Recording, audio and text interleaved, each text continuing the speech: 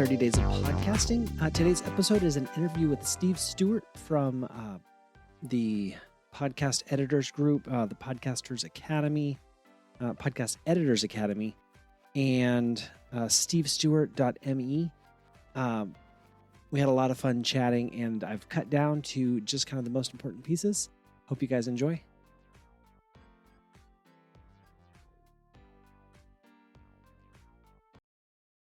Welcome, Steve, from the Podcast Editors Club, the Podcast Academy, or Podcast Editors Academy, I'm sorry. And let's just start out. Tell everyone how you got started in the podcast world and podcast spaces. Those are the big ones that most people see in the podcasting space, but it all came to be because I became a podcast editor full-time in 2016 by accident. It's been a fantastic ride ever since. So you're the face of the Podcast Editors Club. Tell us about how you built this culture of editors that, why is this important to you that there's a place for just editors to gather? Yeah, I was selfish in the reasons for starting that group. I started it in January of 2017. I was like, I like all these Facebook groups for podcasting, but they're all asking the same questions. It's always a new person saying, hey, I just recorded my first interview. What should I know? Well, probably should have known this before you started. And it was all about podcasting topics. I'm like, well, I already know podcasting stuff. I'm already helpful by answering those questions. I want to find a group of people who want to only talk about the post-production stuff. There's plenty of space on Facebook to create another group. Why not? Nobody else had. So I did it. I started a group, and it quickly grew to about 100 people. And then it started becoming other people sharing it, and other people are finding it.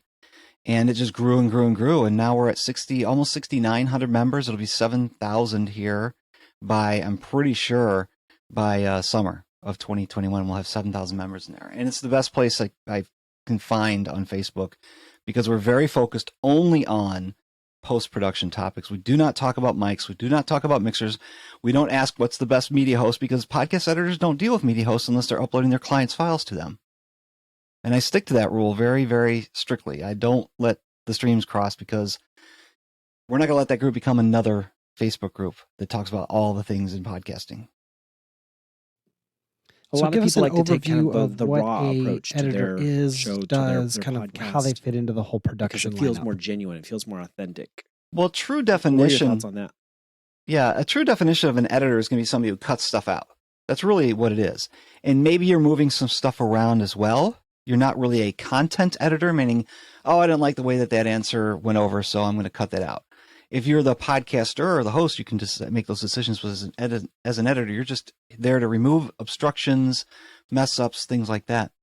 The engineering also can come into play. Now, I'm not going to say as an editor, you're also an audio engineer, because an audio engineer, there's like credentials that can go to that, but you can do some of that stuff with tools that are out there. Some are built into the software people use to even record their podcasts. Audacity, Audition, Pro Tools, all these have tools in there to remove some noise or to amplify the volume or all kinds of great things that can make the audio recording sound better. So if you're looking at a project from a 20,000 foot view, what you're really looking at is, what is my show going to look like at the end? So what's the format going to be? Is there music at the beginning and then a static intro, which we play every single time?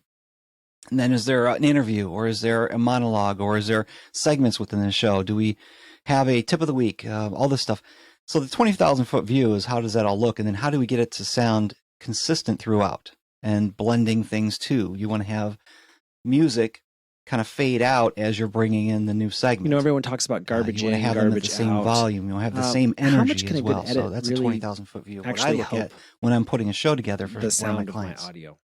All right, for the more experienced podcaster, what is one thing that you can offer that might make editing easier or produce a better overall audio experience? Right. And before I answer that, I'm going to apologize to anybody who's been told to hang up moving blankets in your room. Yes, they work, but it's just kind of like a Band-Aid. It does work though. Yeah, you want to get into a room that has, I want to say good acoustics, but then what does that mean to somebody who has no idea what good acoustics are? Really, you want something that's not going to have high ceilings. You want something that's not going to have a lot of hard surfaces, so there's no reverb. They've probably heard this before, Chris. I don't think I'm saying anything new here. More importantly, you want to have a microphone and know how to use it. For example, Chris and I are speaking into our microphones, and they're simple USB mics. They're nothing more than $100 microphones. So it don't have to be very expensive. And they plug right into our computers. Boom, we're done, right? I'm speaking past it. I'm not speaking directly into it. And what that's going to do is it's going to allow all the breath that comes out of my mouth to pass by it, but not blow into it. Otherwise, you'll start to get plosives like that. We don't want that. That's going to be a distraction and obstruction to the listener. So good mic technique can help with that, and staying close to it too. I'm about 2 inches away from mine, just because I'm used to it. I've got it on a boom arm. I'm actually standing, so I'm able to keep my energy up. I'll tell you what, standing while you're podcasting really changes the performance. So consider that too. If you have the ability, stand up and do your podcast. What's your favorite DAW? Your favorite digital audio workstation? Well, the software I use, I've been using for almost 21 years. It's Audacity, which at the day of this recording, we actually are celebrating Audacity's 21st birthday. It's pretty amazing. It hasn't changed that much either. Yeah. So I edit in Audacity, but I do a lot of the audio engineering type stuff inside of a program called Isotope RX. I always stumble when I say it. It's like, just call it RX. No, it's Isotope RX. And it does all kinds of things. Mouth click removal, breath control, deplosive, DS, de-reverb. That comes in very handy a lot of the time when you have a guest who isn't a podcaster. If the guest is just a person, why would they have a microphone? They're probably just talking to their laptop over Zoom or something. Which, by the way, don't use Zoom. In an empty office, yeah, we can just keep piling on the bad scenarios, but it's got all these tools. Isotope RX has these fantastic tools that will help to, and it's funny how it's always removing the problems. It's not always enhancing the audio. It's enhancing it by removing the obstacles. Loud breaths, mouth noises, but then there was some EQing and stuff in there.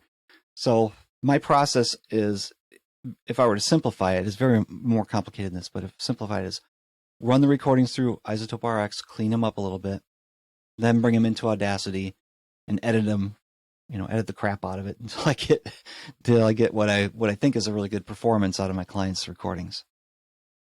So the big question, should I hire an editor or just do it myself? Well, that's one of those, the number one answer in all questions about podcasting is the same, and this applies here too, is it depends. The answer is always it depends. The questions, do you want to do it yourself? Can you trust somebody else with your baby? Your podcast is your baby. Do you need your show to sound better by having someone who has all the plugins and have dedicated their time and has more experience and know-how on how to produce it? Do you need your show to sound better than somebody else? It's kind of a weird question. Everybody's going to say yes, but do you really need to make it sound better than somebody else? Like if you're in direct competition with somebody in the same niche. And then the big question is, can you afford to pay someone else to edit your show? And I would also ask that question, flip it over and say, can you afford not to? Because if you have a job that pays you $30 an hour and it takes you 4 hours to just edit one episode, then that's $120 of opportunity cost that you've lost. I'm not saying that you're going to leave your job for 4 hours to work on your podcast, but that's in the scenario we have, you're losing that time somewhere. So if you can pay a podcast editor $120 to make, to do that work for you, why wouldn't you? Because you're getting 4 hours of your time back, and they're going to make it sound better, and they might have suggestions on how to make your recording better, which will ultimately improve the A, sound quality, B, performance of you and your guest, and remove a lot of these obstructions and the filler words and all this junk that gets in the way of a really good podcast episode. So I think everybody should consider it, but then you got to weigh out those questions. Do I want somebody else taking care of my baby? Can I trust somebody else with it? And then does it really make sense financially? What's something that you're working on that a lot of people might not know about? Something new to me, that's big to me, that's happening, that's also going to benefit a lot of podcast editors in my community is we're finally able to go back to conferences again. And I'm really excited because I'm waiting to go back to my first one now. It's going to be Podcast Movement in August in Nashville. And there's also now my industry that I quote unquote grew up with is FinCon, the Financial Blogger Conference, which is now Money in Media. That's where I became the editor for, my peers. That's going to be in September. And then the She Podcast Live in October. I'm going to each one of those, and I'm sponsoring each one of those in some way or another. Now for Podcast Movement and She Podcast Live, I'm buying a booth, and I'm going to staff it with podcast editors to do kind of what's called a coaching corner. So there will be 2 different editors for an hour long, and then they'll switch out another couple editors, and we'll just all take turns. Any podcaster walks in the room can ask questions, and the goal for me is to get editors gigs. So if you introduce people and they have a conversation, they're more likely to form a bond and maybe become working partners. Well, if you got somebody coming up to a booth and the person in the booth is perceived to be an expert, and they better be an expert if they're sitting in my booth, they're more likely to have an even greater know, like, and trust factor so that they will start working together. So I really hope people get gigs from my booths.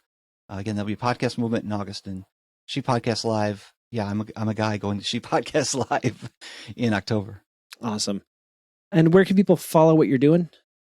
Podcast Editors Club on Facebook is the best place. But then the Podcast Editor Academy is at podcasteditoracademy.com. That's where anybody who wants to start or grow a podcast editing business, or even beyond just editing, can go and learn more. We talk a lot about the business side of it as well there. Awesome. Well, hey, Steve, thank you so much for meeting with us today. Thank you, Chris. I appreciate you. Hey guys, make sure you subscribe, like the video to help out the algorithms, and hit the bell if you want notifications whenever we drop a new episode, which is every day for the month of July. If you want a longer format or audio-only version, check us out wherever you get your podcasts, Apple, Spotify, Google Play, Audible, all the places. We're there. So check it out, and we will see you soon.